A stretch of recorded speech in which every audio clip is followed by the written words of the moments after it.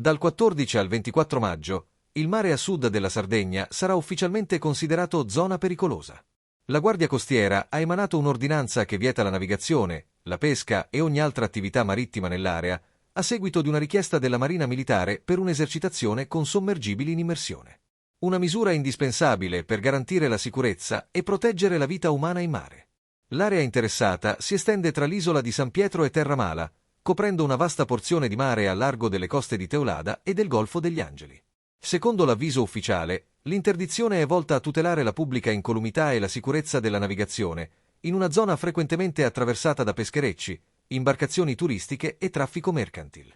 L'ordinanza raccomanda ai naviganti di procedere con estrema cautela, adottando eventuali misure aggiuntive suggerite dalla prudenza marinaresca.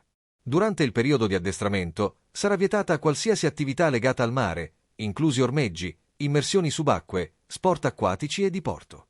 Le coordinate geografiche delineate individuano un'area strategica, già utilizzata in passato per esercitazioni militari complesse.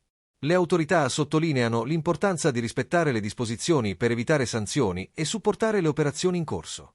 La Guardia Costiera invita pescatori, diportisti e tutti i naviganti a consultare le capitanerie di porto locali per ulteriori dettagli e aggiornamenti, assicurando il pieno supporto informativo. La sicurezza rimane la priorità assoluta in questa delicata fase operativa.